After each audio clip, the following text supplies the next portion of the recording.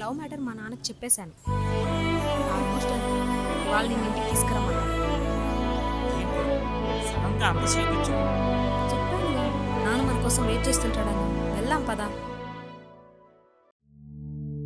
వాసాంసి జీర్ణాని యదా విహాయ నవాని గృహ్ణాతి నరూపరాని తదా శరీరాని విహాయ జీర్ణ న్యన్యాని సంయాతి నవాని దేహి.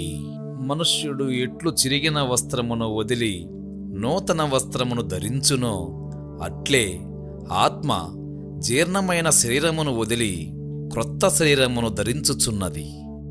అసలు ఇంతకు ఎవరు మీరు? నా గురించి నువ్వు తెలుసుకునే లోపు నువ్వెవరో నాకు తెలిసిపోయింది.